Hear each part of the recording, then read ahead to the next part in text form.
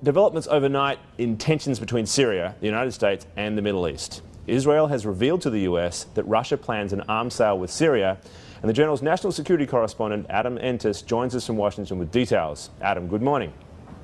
Good morning. Adam, if this is true, this does not help matters, I presume, in the US efforts to help settle tensions in the region. Where does it take us? Well, I mean, what it really shows is this underlying tension between the United States and Russia over how to deal with the situation in Syria. And the Russians are showing that they're not backing down from their partnership with Assad, who the U.S. wants to see step aside.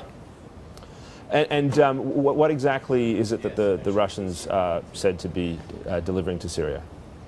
Right. This is a very advanced ground-to-air missile system called the S-300.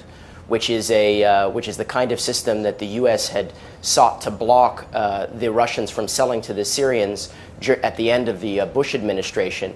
And Bush administration officials who we spoke to for this story told us that they were successful in stopping that deal.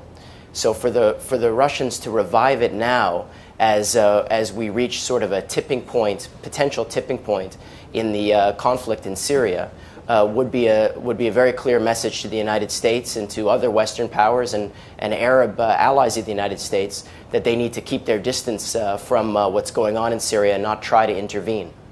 Well, and also would actually physically make it difficult, right? I mean, these are fairly sophisticated surface-to-air missiles and would make it a lot harder for planes to get in there.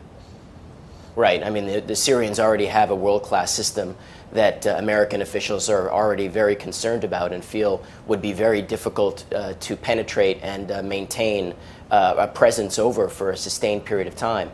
So you throw in the mix this new system, and it becomes much more deadly. And in fact, the U.S. had lobbied very hard for Putin not to sell the system for years because it was worried that the Syrians were going to pass it to the Iranians, who would use it to defend its nuclear sites, including Fordo. So this has definitely been on the American radar for a long time, and the officials that we spoke to are reviewing this Israeli intelligence to see how imminent they feel the deal is. The Israelis believe the sale could go forward as soon as 3 months from now. So this is all coming to head right now, and it's likely to raise tensions between the U.S. and Russia.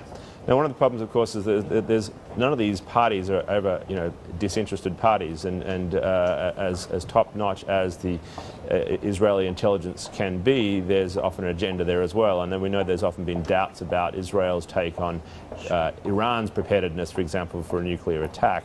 Is there some skepticism in this case as well that Israel might be trying to provoke the U.S. into action? Well, I think what we've seen repeatedly here is the Israelis will be the first to get the intelligence about prospective transfers of arms from Russia to Syria or Iran, and then typically what happens is the Israelis come and make their case to the Americans to try to get the Americans to effectively go to the Russians and go to the Europeans to try to lobby against it. So it's a way that the Israelis typically respond to this sort of thing.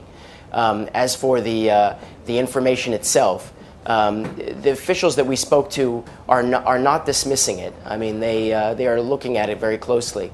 So it's not so much that the sense is that the Israelis may be ginning up this intel. What could be the case, and what some officials have suggested, is that this could be a message that the Russians are trying to send to the Obama administration, which is now looking at arming the rebels in Syria. So in other words, it's a way of Russia to show that it has leverage in this conflict, and it's a way for them to exercise power, which they're attempting to do, which they have done by fulfilling arms contracts with the Syrians over the U.S.'s objections since this conflict began in March 2011.